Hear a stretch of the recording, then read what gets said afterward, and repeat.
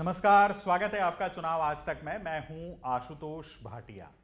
आज हम बात करेंगे जम्मू और कश्मीर की, एक ऐसा राज्य जिसमें पूरे 10 साल बाद अब विधानसभा के चुनाव होने जा रहे हैं। विधानसभा चुनाव की डेट्स इलेक्शन कमीशन ने पिछले दिनों डिक्लेयर कर दी और जम्मू और कश्मीर में कुल मिलाकर 3 चरणों में मतदान होगा। जम्मू और कश्मीर के तमाम राजनीतिक पार्टियों ने छोटे चुनाव कराए जाने का, यानी महज 3 चरणों में चुनाव कराए जाने का स्वागत किया है। 4 अक्टूबर का वो दिन होगा जब जम्मू और कश्मीर के चुनाव परिणाम हरियाणा के साथ हमारे सामने होंगे। लेकिन इसके अलावा हम जम्मू और कश्मीर की राजनीति में आज बात करेंगे एक ऐसे फिगर की जो कि राष्ट्रीय स्तर का राजनेता रहा है, जम्मू और कश्मीर के पूर्व मुख्यमंत्री गुलाम नबी आज़ाद की। आपको याद होगा, आज से लगभग 2 साल पहले गुलाम नबी आज़ाद ने कांग्रेस से अलग होकर डीपीएपी नाम से खुद अपनी पार्टी बनाई थी। गुलाम नबी आज़ाद ने तकरीबन 5 पन्नों का एक लेटर सोनिया गांधी को लिखा था और कांग्रेस से जुदा होने का ऐलान करते हुए उन्होंने इस लेटर में राहुल गांधी पर बचकानी हरकतें करने का आरोप लगाया था। उन्होंने कहा था कि आपने राहुल गांधी को उपाध्यक्ष बनाया और राहुल गांधी ने कांग्रेस में सलाह मशविरे की बची खुची परंपरा को भी खत्म किया है। अब गुलाम नबी आज़ाद के लिए कहा जा रहा है कि वो दोबारा कांग्रेस का दामन थाम सकते हैं। गुलाम नबी आज़ाद की पार्टी पर उनके सहयोगियों का दबाव भी है। उनके कई सहयोगी अंदर खाने ये चाहते हैं कि कांग्रेस पार्टी में गुलाम नबी आज़ाद को शामिल होना चाहिए, घर वापसी करनी चाहिए। लेकिन क्या गुलाम नबी आज़ाद की घर वापसी इतनी आसान है, या फिर इसमें अगर अड़चने हैं तो क्या, और हकीकत क्या है? क्योंकि गुलाम नबी आज़ाद की पार्टी ने साफ तौर पर यह कहा है कि ये सब अफवाहें हैं और ऐसी कोई बात नहीं है कि डीपीएपी का कांग्रेस में विलय होने जा रहा हो। अंदर खाने क्या हो रहा है, हमारे साथ हमारे सहयोगी अशरफ वानी भी जुड़ चुके हैं सीधे श्रीनगर से। आपका स्वागत है अशरफ चुनाव आज तक में। मैं आप ही से ये समझना चाहूँगा, इससे पहले कि हम गुलाम नबी आज़ाद की बारीकियों पर जाएं, मैं आपसे ये जानना चाहूँगा कि आज गुलाम नबी आज़ाद की जो पॉलिटिकल पार्टी है डीपीएपी, पार्टी का गठन करने से लेकर अब तक इस पार्टी का वजूद क्या है, जनाधार कितना इस पार्टी का माना जाए? क्योंकि भले ही चुनाव अभी अब होने जा रहे हों, लेकिन वक्त तो गुलाम नबी आज़ाद को अच्छा खासा मिला कि वो एक अपना अच्छा खासा जनाधार जम्मू और कश्मीर में पैदा कर सकें। उसमें कोई शक नहीं है, लेकिन आशुतोष, जैसे आपने शुरू में कहा, दोनों तरफ से, क्योंकि जिस अंदाज से गुलाम नबी आजाद कांग्रेस में नेता थे और उन्होंने वो कई बार कई राज्यों में सिद्ध भी किया था, खासतौर से 2008 में जब बतौर सजा उन्हें जम्मू कश्मीर प्रदेश कांग्रेस की कमान दी गई, तो उन्होंने अपनी काबिलियत तब साबित कर दी जब केंद्र की राजनीति से वो सीधे जम्मू कश्मीर की राजनीति में आए और कांग्रेस, जो कि मरी हुई पार्टी तब 2008 में थी, उसको न सिर्फ चुनाव जितवाया, बल्कि साथ ही साथ कांग्रेस को जम्मू कश्मीर की राजनीति और जम्मू कश्मीर की सरकार में भागीदार बनाया, सबसे ज्यादा विधायक लेकर। और तभी गुलाम नबी आजाद जो हैं जम्मू कश्मीर में मुख्यमंत्री बने, पीडीपी के साथ गठबंधन करते हुए, और पहली बारी में मुफ्ती मोहम्मद सईद जम्मू कश्मीर के मुख्यमंत्री बने और फिर उसके बाद गुलाम नबी आजाद। लेकिन तब पीडीपी ने उनको उतना समर्थन नहीं दिया कि वो सरकार समय पूरा होने से पहले ही गिर गई, और फिर राज्यपाल का शासन लगा जम्मू कश्मीर में, और उसके बाद फिर चुनाव हुए, और उस चुनाव में फिर भारतीय जनता पार्टी का अरूज हुआ और उन्होंने फिर मिलकर जो है 2014 में पीडीपी के साथ सरकार बनाई। गुलाम नबी आजाद को उम्मीद थी कि जम्मू कश्मीर में जो उनका बतौर मुख्यमंत्री कार्य रहा 2 साल का, वो बड़ा बेहतरीन कार्यकाल माना जाता है जम्मू कश्मीर में आम लोगों की तरफ से भी और यहाँ पर राजनीतिक विश्लेषकों की तरफ से भी। उन्होंने उन 2 सालों में, जब वो मुख्यमंत्री थे जम्मू कश्मीर में, तो विकास की एक नई रफ्तार को शुरू किया, जिसमें कोई शक नहीं है, जो अभी भी जमीन पर मौजूद है। चाहे उसमें हेल्थ सेक्टर, यानी जो हेल्थ डिपार्टमेंट है, हर डिस्ट्रिक्ट में डिस्ट्रिक्ट हॉस्पिटल बनवाए, उनको नवीन जो है मशीनरियां दी, वहां पर चिकित्सा की बेहतरीन सुविधाएं पूरे कश्मीर और जम्मू में उन्होंने बहम करवाई बतौर मुख्यमंत्री होते हुए। और साथ ही साथ कई सारे जो ऐसे ऐतिहासिक जगहें जम्मू कश्मीर की है, चाहे जम्मू कश्मीर की विधानसभा हो, जम्मू कश्मीर का म्यूजियम हो, जो श्रीनगर में है, वो सब आजाद ने अपने कार्यकाल के दौरान बनाए और नया एक वर्क कल्चर की शुरुआत की, जिसमें आतंकवाद के होते हुए भी शिफ्टों में, यानी 2 शिफ्टों में काम को उन्होंने जो है आगे बढ़ाया और वो सबको साथ लेके चले। तब उस दौर में चाहे फिर वो पीडीपी के नेता थे या फिर बाकी जो छोटी पार्टियां हैं, चाहे इंजीनियर रशीद जिसका अरूज जी। अब हुआ है पिछले पार्लियामेंट इलेक्शन में बतौर सांसद चुन के आए, तो कहीं ना कहीं उन्हें उम्मीद थी कि वो कांग्रेस से अगर किनारा करेंगे तो ये सब साथी जितने लोगों को उन्होंने नेता बनाया, जिनके साथ उन्होंने काम किया, वो उनके साथ आ जाएंगे। कांग्रेस के कुछ लीडर कांग्रेस छोड़कर उनके साथ आए, लेकिन धीरे धीरे वो कहीं ना कहीं जब कांग्रेस ने लोकसभा चुनावों में बेहतर किया, एक बड़ी अपोजिशन पार्टी बनकर सामने आई, तो उन नेताओं ने ये समझा कि शायद कांग्रेस वापस जाके ही उनका कुछ भविष्य है, हम्म। क्योंकि आजाद अपने बलबूते पर और अपनी आर्थिक साधनों पर इस पार्टी को आगे नहीं बढ़ा सकते हैं। हम्म। दूसरी तरफ से तब कयास लगाया जा रहा था कि बीजेपी जो है, कि मोदी ने जिस अंदाज से प्रधानमंत्री ने तारीफ की थी गुलाम नबी आजाद की, उसके मुख्यमंत्री के दौर की, उससे कहीं ना कहीं ये शक जताया गया न सिर्फ कांग्रेस में बल्कि बाकी जम्मू कश्मीर में भी, कि शायद जो है प्रधानमंत्री और गुलाम नबी आजाद के बीच में कोई अंडरस्टैंडिंग है और वो उन्हें फिर जम्मू कश्मीर में पार्टी बनाने में मदद भी दे देंगे और उनकी पार्टी को आगे बढ़ाएंगे। तो कहीं ना कहीं ये भी एक विपक्ष के दलों ने, जो विरोधी हैं आजाद के, उन्होंने ये शगुफा भी जम्मू कश्मीर में डाला कि ये बीजेपी की पार्टी है, जो सच साबित नहीं हुआ, क्योंकि बीजेपी के विरोधी शुरू से रहे हैं गुलाम नबी आजाद, उनकी विचारधारा के खिलाफ रहे हैं और उन्होंने वो हमेशा प्रधानमंत्री की तरफ से तारीफ के बावजूद भी कहा कि उनकी आइडियोलॉजी बीजेपी के साथ नहीं मिलती है। लेकिन इस पूरे खेल में जो आपने शुरू में कहा कि किस तरह से दूरियां बढ़ी थी राहुल गांधी को लेकर, गुलाम नबी आजाद की जब उन्होंने ये कहा था कि राहुल गांधी उन्हें मशवरा नहीं करते हैं पार्टी के नेताओं के साथ, खासतौर से वरिष्ठ नेताओं के साथ, इसीलिए वो किनारा कर रहे हैं। लेकिन जब चुनाव में बेहतर कांग्रेस ने किया तो गुलाम नबी आजाद ने ऑन रिकॉर्ड कहा कि मैं राहुल गांधी की लीडरशिप और उसके जो उसका कार्य है उसकी तारीफ और सराहना करता हूं, और उसने कांग्रेस को कहीं ना कहीं जो है डूबने से बचाया। तो ये एक फिलर था कांग्रेस में। गुलाम नबी आजाद भी ये समझते हैं कि जो रुतबा और जो इज्जत और जो शोहरत उन्हें कांग्रेस में मिली, वो उन्हें बतौर अपनी पार्टी बनाने वाली, यानी डेमोक्रेटिक डेमोक्रेटिक आजाद पार्टी बनाने से नहीं हासिल हुई। तो वो और उनके कई सलाहकार भी ये चाहते थे, खासतौर से उनके जो साथी हैं, कि वो कांग्रेस में वापस चले जाएंगे। लेकिन कांग्रेस में अभी तक सोनिया गांधी के स्तर पर या राहुल गांधी के स्तर पर उन्हें कांग्रेस में आने के लिए नहीं कहा गया है।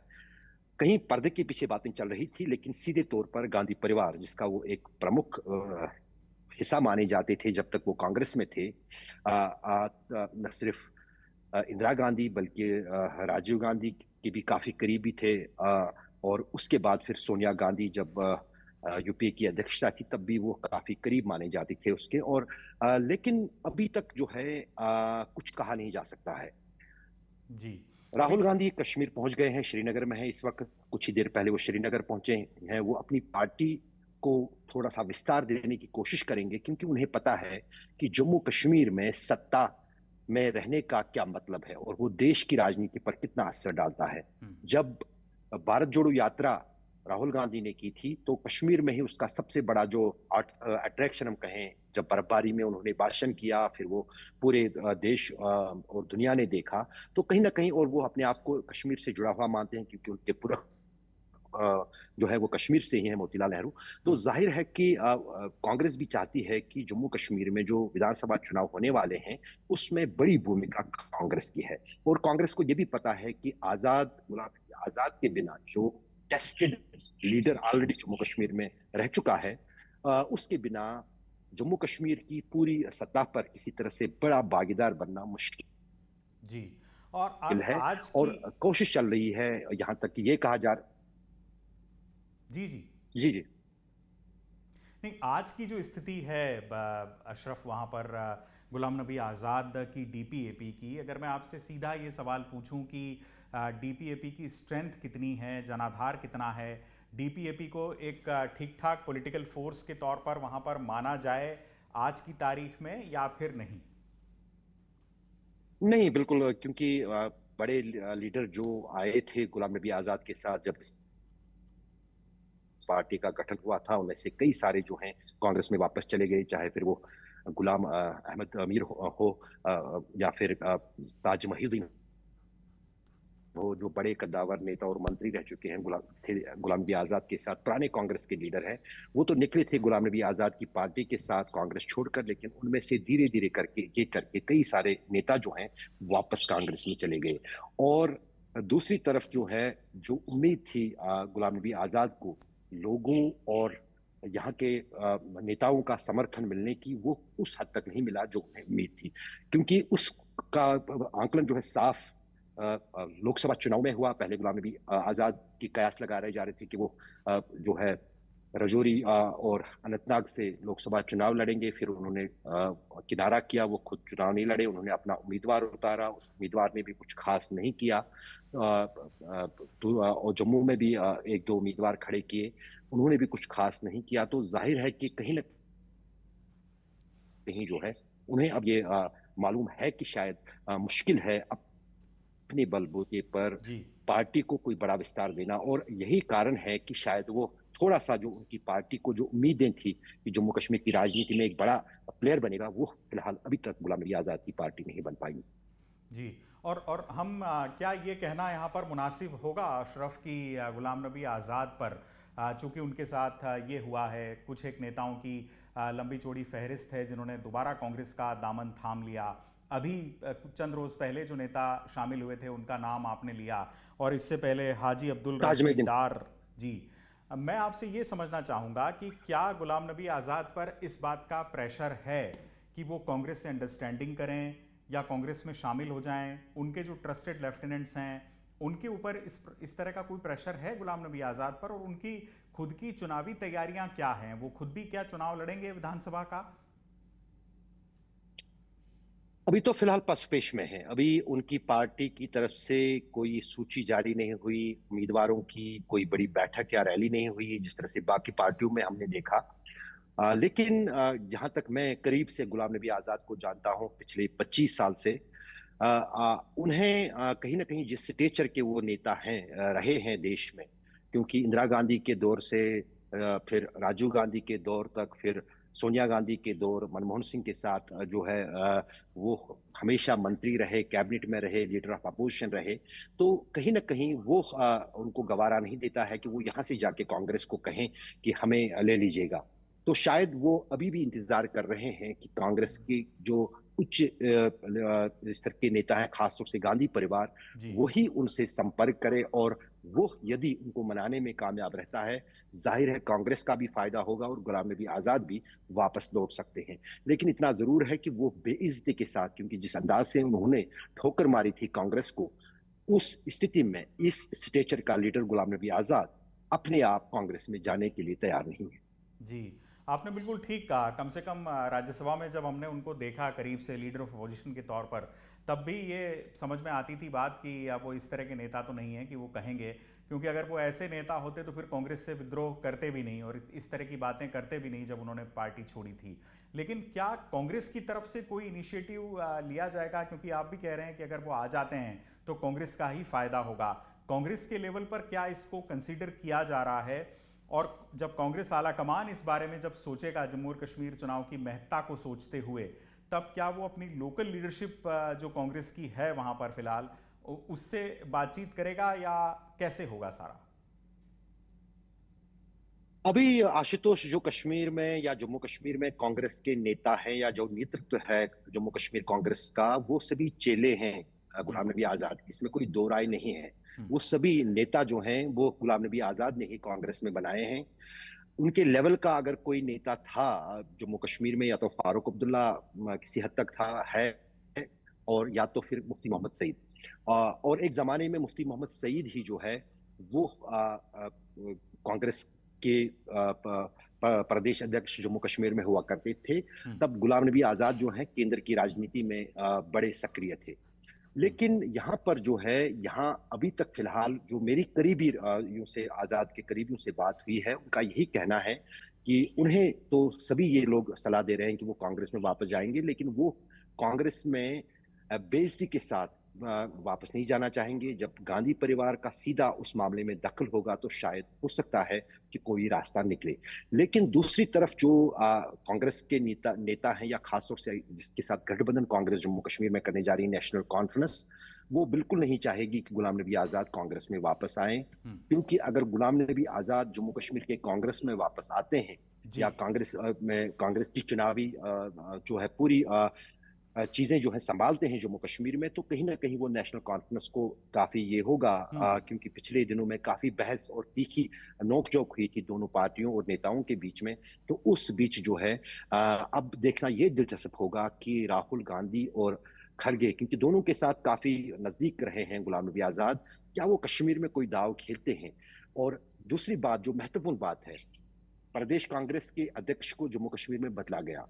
वकार रसूल वानी, जो कि आज़ाद के खिलाफ बहुत ज़्यादा बोल रहे थे, हम्म। उनको किनारे करके कुछ ही दिन पहले महिदीन कर्रा को, जो है गुलाम महिदीन कर्रा, उनको स्टेट कांग्रेस प्रेसिडेंट बनाया गया है। वो निजी तौर पर जानते हैं कि गुलाम नबी आज़ाद किस लेवल के लीडर हैं। शायद वो जो है वो कहीं न कहीं चाहते होंगे कि गुलाम नबी आज़ाद जो है कांग्रेस में, खास तौर से इस चुनावी माहौल में जम्मू कश्मीर में आए, और तो हो सकता है कि जम्मू कश्मीर की सत्ता में कांग्रेस का बड़ा रोल बन जाएगा, न सिर्फ कश्मीर में बल्कि जम्मू में। क्योंकि गुलाम नबी आज़ाद एक ऐसे लीडर है, या हम कहेंगे मुस्लिम चेहरा है कांग्रेस के जो न सिर्फ कश्मीर में बल्कि जम्मू, क्योंकि उनकी सेक्युलर छवि जो है, वो जितने लोकप्रिय मुसलमानों में है, उतने ही लोकप्रिय जम्मू के रहने वाले डोगरा और हिंदुओं में भी है। तो हम्म। ये कहीं न कहीं ये कांग्रेस को पता है। लेकिन अब अभी भी कोई समय ज़्यादा गुज़रा नहीं है। मैं इस बात को भी लेकर हैरान हूँ कि इतनी जल्दी जो है राहुल गांधी और जो खड़गे हैं, वो श्रीनगर क्यों पहुंच रहे हैं जम्मू कश्मीर में? अभी चुनावों की जो सूची है कल ही जारी हुई है। तो क्या इसके पीछे कोई गुलाम नबी आज़ाद फैक्टर भी है? हम्म। वो आने वाले 1-2 दिन में पूरी तरह से तस्वीर साफ हो जाएगी। क्या गुलाम नबी आज़ाद कांग्रेस में वापस आते हैं, उनकी घर वापसी होती है या नहीं?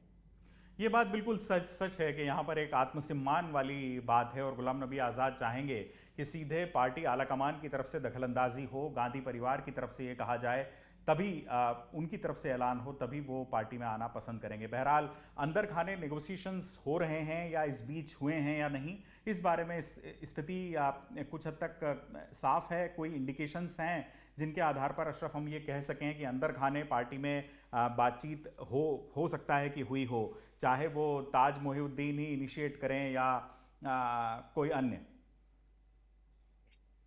नहीं, मैंने आपको शुरू में कहा आशुतोष, जिस अंदाज से तीखे तेवर कांग्रेस के खिलाफ शुरू में जब गुलाम नबी आज़ाद ने कांग्रेस पार्टी छोड़ी थी, वो तीखे तेवर हम लोकसभा चुनावों के बाद बिल्कुल आज़ाद और आज़ाद की पार्टी की तरफ से नहीं देख रहे हैं कांग्रेस के खिलाफ, नंबर 1। नंबर 2, जिस अंदाज से पार्लियामेंट में प्रधानमंत्री नरेंद्र मोदी ने गुलाम नबी आज़ाद की तारीफ की, और उस दिन वो तो पूरा ऐतिहासिक रहा कि उन्होंने आंसू बहाए गुलाम नबी आज़ाद को याद करते हुए, वो लीडर ऑफ अपोजिशन का पद छोड़ते हुए। जी। तो जाहिर है कि उतने जो है, ना ही बीजेपी की नीतियों और ना ही बीजेपी के तारीफ या कसीदे गुलाम नबी आज़ाद ने लोकसभा चुनावों के बाद या लोकसभा चुनावों के दौरान पड़े। यहाँ तक कि लोकसभा चुनावों में ये भी अटकलें लग रही थी कि शायद बीजेपी गुलाम नबी आज़ाद की पार्टी को समर्थन देगी, लेकिन गुलाम नबी आज़ाद ने सीधे तौर पर बीजेपी के समर्थन को ठुकराया। उन्होंने कहा कि मैं बीजेपी के का समर्थन नहीं लूंगा। तो जाहिर है कि एक लकीर जो है, जो कांग्रेस में एक हवा चली थी जब उन्होंने कांग्रेस छोड़ी थी, कि शायद वो बीजेपी के पाले में आ जाएंगे, बीजेपी उनकी पार्टी को मदद करेगी। लेकिन वो डिस्टेंस गुलाम नबी आज़ाद ने बरकरार रही, और उसका एहसास गांधी परिवार को भी है और कांग्रेस के वरिष्ठ नेताओं को भी। और जितने भी वरिष्ठ नेता कांग्रेस के हैं, वो मेरे ख्याल में खड़गे को छोड़कर सभी जूनियर हैं गुलाम नबी आज़ाद के उस दौर में, जब गुलाम नबी आज़ाद की तो थी कांग्रेस में बोलती थी। तो जाहिर है कि ये हम चैप्टर क्लोज नहीं कर सकते हैं, लेकिन जो आपने कहा बात कि घर वापसी मुमकिन है, लेकिन वो गांधी परिवार के स्तर पर हो सकती है या फिर उच्च स्तर पर, दो ही चीजें हैं। तो वही जब हमने पिछले दिनों जब ये कयास हुआ था, खबरें आई थी, जिसको फिर इनकार कर दिया गुलाम नबी आज़ाद की पार्टी ने, हमने कई नेताओं से ये पूछा, तो उन्होंने कहा वो इसके बारे में कुछ नहीं बोल सकते हैं। या तो खड़गे जी इस पर बात कर सकते हैं, या फिर सोनिया गांधी इस पर बोल सकती है। तो जाहिर है कि कांग्रेस अगर चाहती है कि जिस अंदाज से उनकी हवा चल रही है और वो कुछ दिखाना चाहती है विधानसभा चुनावों में, खासतौर से जम्मू कश्मीर में, तो उन्हें ये पूरी तरह से पता है कि गुलाम नबी आजाद के बिना जम्मू कश्मीर में उस पार्टी का विस्तार बढ़ाना, उस पार्टी की आने वाली सरकार में कोई भूमिका बढ़ाना मुमकिन नहीं। जी। और इसी के साथ चूंकि हम चर्चा गुलाम नबी आज़ाद पर कर रहे हैं, तो थोड़ा सा पास्ट को ठीक से समझ लेना भी ज़रूरी होगा। अशरफ, मैं आपके ज़रिए ये समझना चाहूँगा कि दर्शकों को थोड़ा बताएं कि आखिर ये नौबत क्यों आई थी कि गुलाम नबी आज़ाद को अपनी पुरानी पार्टी, जिसके साथ वो लंबे समय से एसोसिएटेड हैं, उससे किनारा करना पड़ा था, और तल्खियाँ इतनी बढ़ गईं कि उन्होंने एक hard hitting letter Sonia Gandhi को लिखा था। वो कौन सी परिस्थितियां रही थीं, हालात क्या हुए थे जिसकी वजह से गुलाम नबी आज़ाद ने किनारा किया था, और उनकी ये कहें कि जो बेसिक जो डिफरेंस ऑफ ओपिनियन है वो कहां पर थे, किन मुद्दों पर थे? दरअसल आशुतोष, आपने बहुत सही सवाल पूछा। शायद हमारे दर्शकों को भी ये समझना जरूरी होगा है। उतार चढ़ाव पार्टियों में बहुत होता है, लेकिन गुलाम नबी आजाद ने सिर्फ चढ़ाव ही देखा था कांग्रेस का। उसका डिक्लाइन या उसका जो झुकाव है वो अपने 40 साल के राजनीतिक कैरियर में कभी नहीं देखा था। जिस अंदाज से मोदी वेव के चलते कांग्रेस पूरी तरह से हाशिए पे आ गई थी, और हमने न सिर्फ गुलाम नबी आजाद की बात करें तो कई सारे वरिष्ठ नेता जो हैं धीरे धीरे जो है खिसकते चले गए कांग्रेस से। आपसी जो है कला बनी कांग्रेस में, लेकिन उस पीरियड में भी गुलाम नबी आजाद पार्टी के साथ खड़े रहे, पार्टी के साथ वफादार रहे। उन्हें अगर किसी चीज का मलाल था वो इस चीज को लेकर था कि उन्हें हाशिए पे डाला जा रहा है, खास तौर से राहुल गांधी की तरफ से, और जो उन्होंने चिट्ठी में जिक्र भी किया। राहुल गांधी की जो टीम थी वो कुछ ऐसी टीम थी जो तजुर्बाकार नेताओं को हम कहें या एक्सपीरियंस्ड लीडर्स को उतनी तवज्जो नहीं दे रही थी, जिस पर गुलाम नबी आजाद ही नहीं बल्कि कई सारे कपिल सिब्बल जैसे लोग जो है नाराज रहे कांग्रेस से काफी मुद्दों पर, काफी चीजों पर।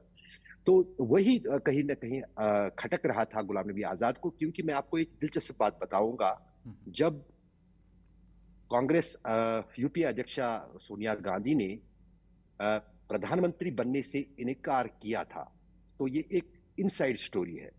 तब दो नामों पर चर्चा हुई थी कि किसको प्रधानमंत्री बनाया जाए यूपीए का। जहां एक तरफ डॉक्टर मनमोहन सिंह का नाम आया था, और ये भी एक तारीख और हिस्ट्री है कि गुलाम नबी आजाद का नाम भी वहां जिक्र में आया था कि क्या गुलाम नबी आजाद को as a UPA prime minister जो है अब आगे किया जाए। लेकिन तब मुझे ये भी याद है, मैंने कई बार देखा है कि डॉक्टर मनमोहन सिंह से भी ज्यादा जो है सक्रिय गुलाम नबी आजाद ही कांग्रेस में हुआ करते थे उस दौर में। लेकिन तब उनका नाम कुछ कारणों से आगे नहीं हुआ, डॉक्टर मनमोहन सिंह का हुआ बतौर एक बहुत काबिल अर्थशास्त्री और एक साफ शफाफ नेता के तौर पर। तो ये भी एक हकीकत है कि जिस नेता का कांग्रेस की पार्टी में बतौर प्रधानमंत्री नाम चर्चा में आए, और उसको फिर एक दौर ऐसा भी देखना पड़े जब उसे कोई पूछे ना कि राजनीति क्या करें। और उतना ही नहीं, मैंने गुलाम नबी आजाद के साथ बहुत उनके साथ मैंने कवरेजेस भी किए हैं। जब वो जम्मू कश्मीर के मुख्यमंत्री थे, उसके बगैर भी उनके संपर्क में कई मामलों में रहा, चाहे फिर वो करगिल वार की बात हो 99 में जब वो करगिल आया करते थे बतौर कांग्रेस लीडर।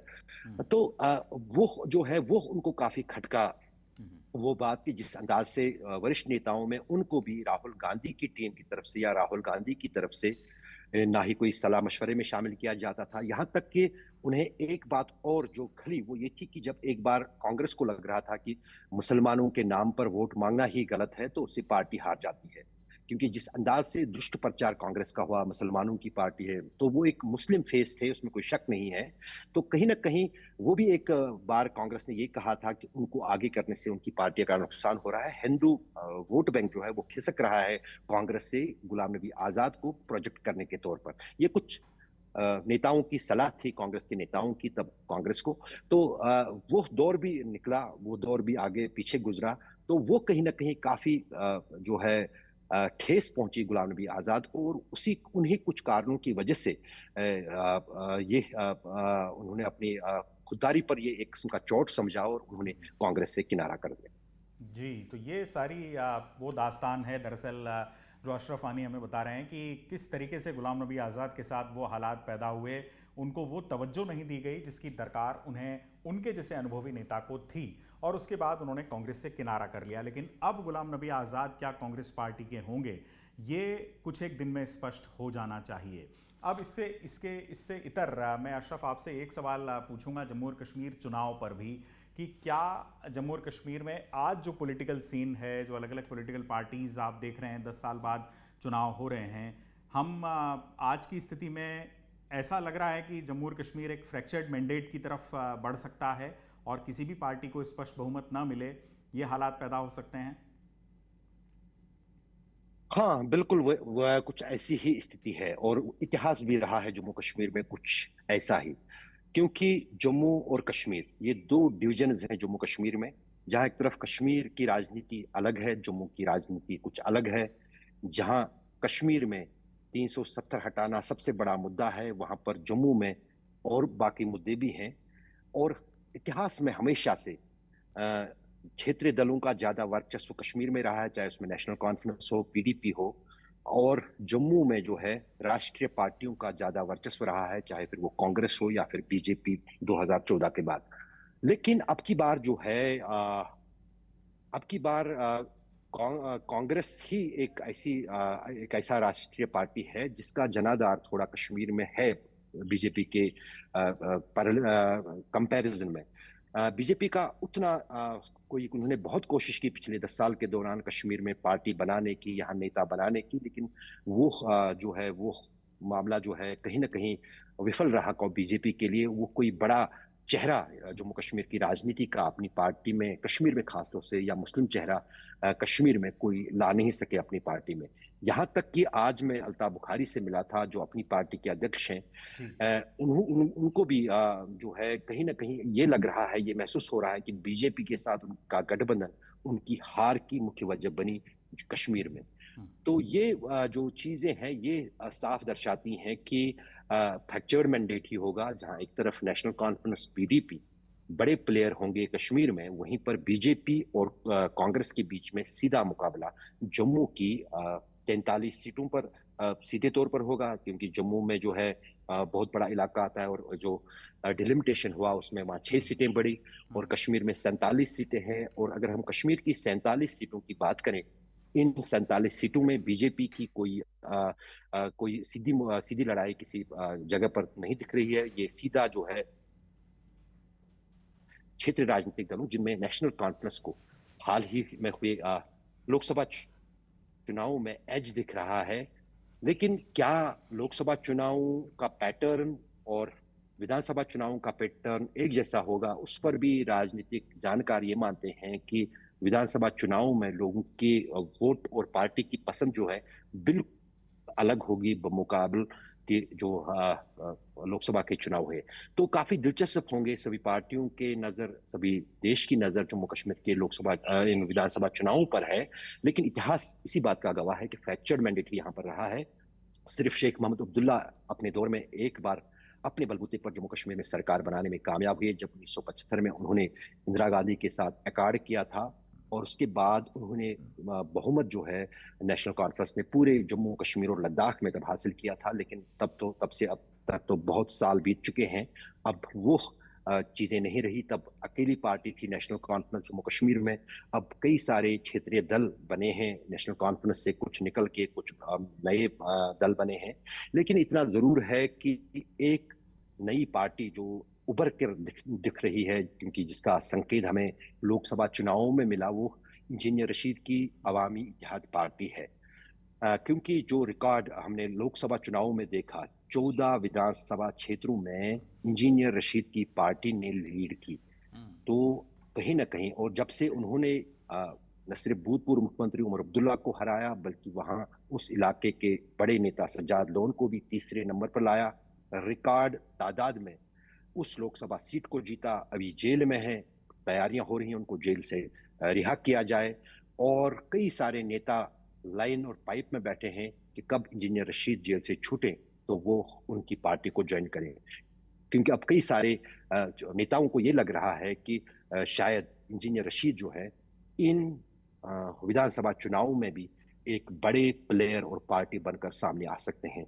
क्योंकि जो सेंटिमेंटल वोट या हम जो कहें सेपरेटिस्ट वोट जो है हम्म। वो कहीं ना कहीं इंजीनियर रशीद की पार्टी की ओर जा सकता है। जम्मू कश्मीर में और कोई विकल्प उन लोगों के पास नहीं है। ना ही वो नेशनल कॉन्फ्रेंस के समर्थक है, ना ही वो पीडीपी के समर्थक है, और ना ही राष्ट्रीय दलों के। तो जो वो 15% वोट है कश्मीर में, खासतौर से 15-20% वोट अगर वो स्विंग होता है किसी एक पार्टी की ओर, उस पार्टी के इन विधानसभा चुनाव में बल्ले बल्ले। जी।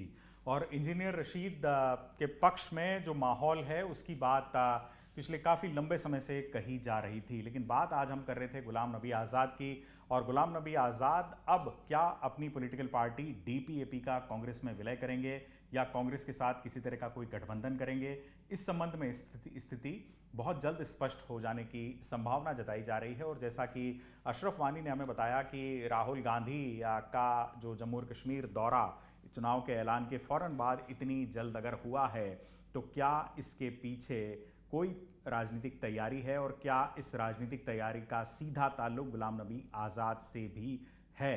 क्योंकि कांग्रेस पार्टी हो सकता है कि गुलाम नबी आज़ाद को लेकर अब नर्म रुख अपनाए। आने वाले समय में क्या होगा, इसके लिए हमें थोड़ा इंतजार करना होगा। आज की चुनावी चर्चा में फिलहाल मेरे साथ इतना ही। आपका बहुत बहुत शुक्रिया अशरफ वानी, हमारे दर्शकों को तमाम जानकारी देने के लिए। चुनावी चर्चा में आज के लिए फिलहाल मेरे साथ इतना ही। रोज शाम 5 बजे किसी अहम चुनावी विषय पर हम आपके साथ जुड़ते हैं और हमारे साथ जुड़ते हैं हमारे विशेषज्ञ और हमारे संवाददाता, जिनसे हम किसी खबर के हर पहलू को समझने की कोशिश करते हैं। फिलहाल मुझे दीजिए इजाजत। नमस्कार।